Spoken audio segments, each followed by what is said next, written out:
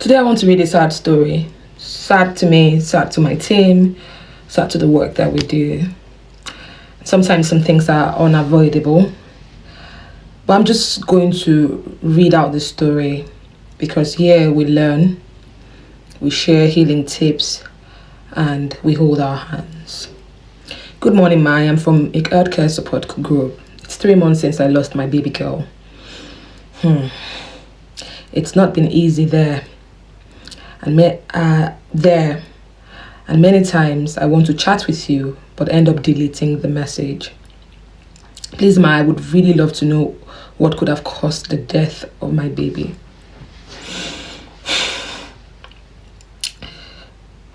This is heartbreaking. On that fateful day, we went for the 6 weeks immunization. Spent long time in the hospital because I wanted to see a doctor for myself. Got home pretty late and tired. Fed her, put her to bed. Was even lying with her.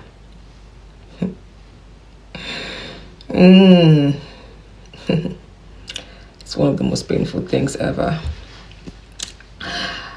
Before I went to prepare food for my other son, few minutes when I went to check up on her. Sorry, it's just the writing I'm trying to get. I found her dead. With blood from her nose. She didn't cry.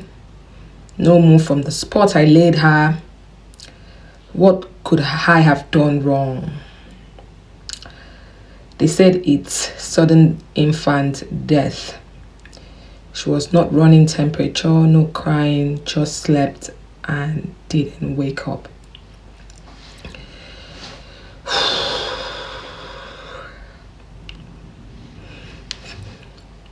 Don't cry yet. So this is part of the work that I do that breaks my heart to the core. And whilst I empathized with this mother so much, I wasn't sure of how to deal with it. I mean, one of my greatest fears is dealing with the death of a loved one. And I can't imagine how it is for people to be in that position, especially for a mother.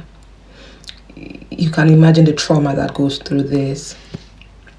And today, I just thought to share the story with her permission and all. She wanted to know.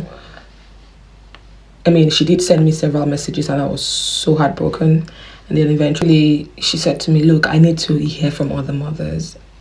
How did they deal with this? Is there someone who went through this? I mean, she wanted to hear the story of another person, and that's why we exist. That's why communities, peer groups, support communities exist. Because maybe if you hear from another mother, maybe you would know that, oh, there's something you couldn't have done differently.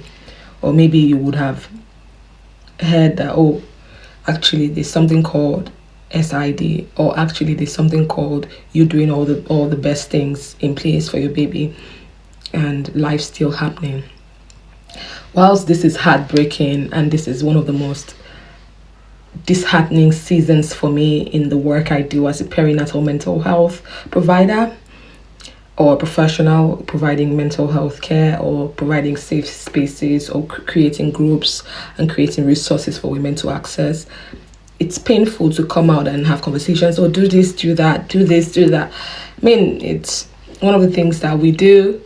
It could seem like you're just coming in to dish out information and all of that.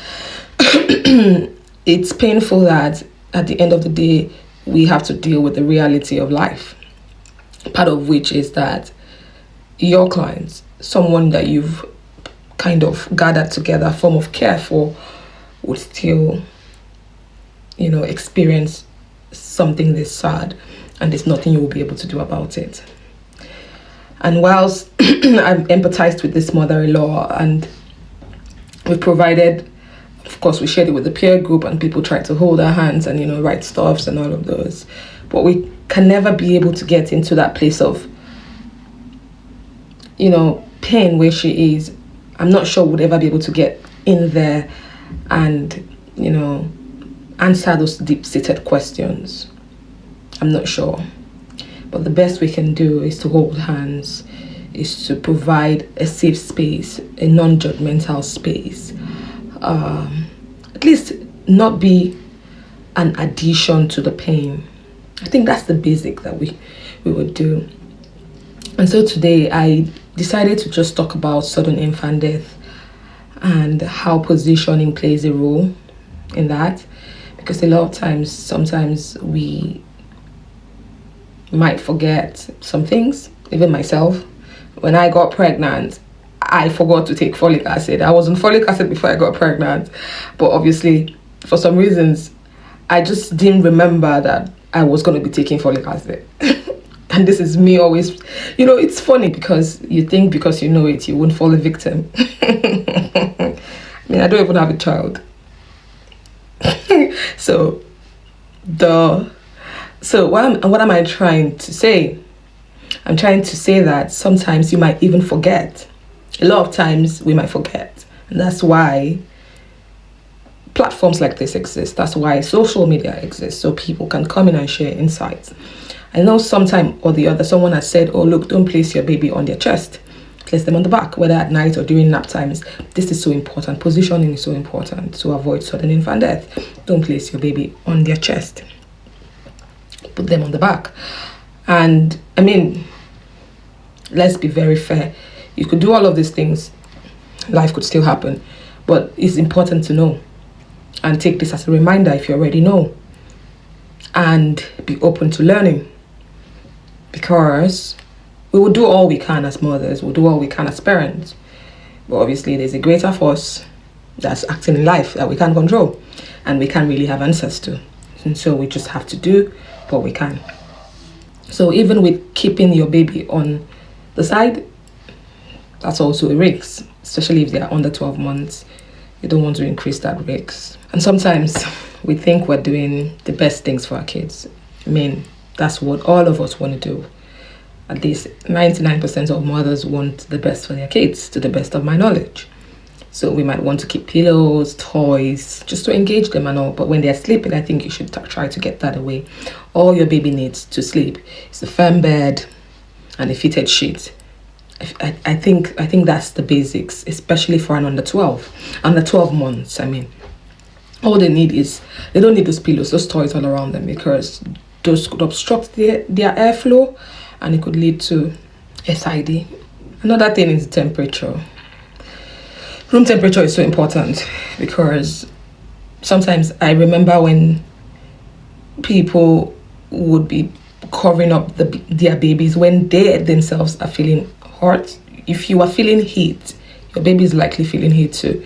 If you're comfortable, your baby is also comfortable. So make sure the room is not too hot, it's not too cold. It's just an okay temperature. It leaves room for comfortability, and if you feel comfortable, your baby also is comfortable. Like, if you don't feel heat, I think it's just the basal normal thing that we would deal with in terms of temperature and all. So not doing too much, just weigh it with your own comfortability, and don't think because your baby is a child, so that means when the weather is hot, you are packing clothes to put on them. No. I think breastfeeding too is a part of it. Research has shown that breastfeeding your child regularly and giving them breast milk can increase their immune system and protects them from any illness that can lead to death.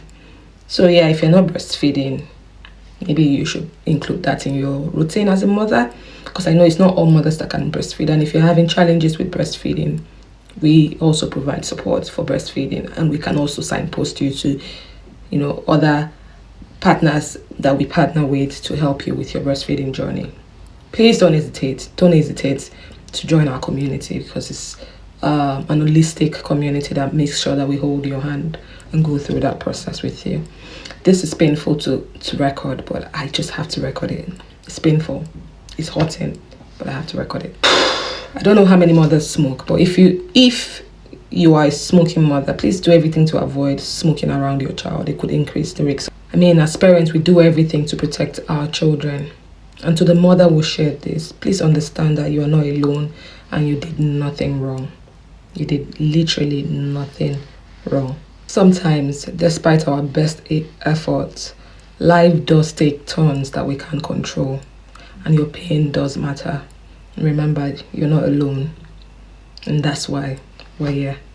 If you've ever experienced this, if you've ever suffered the loss of a child, an SID, whatever it is, a miscarriage, let's come together in the comment section. Probably share your story, share how you navigated that journey that mother might be reading. And I need you to be kind with your words. I need you to be empathic with your words. You can drop for us in the comment section and let's engage and join hands together. Healing happens when we lean on each other. Please follow Make Earth Cares and join our peer support communities for mothers. And let's join hands together to provide healing for mothers who are struggling during childbirth or after childbirth. Never forget, you are not alone, and please don't be alone. I'll see you on the next.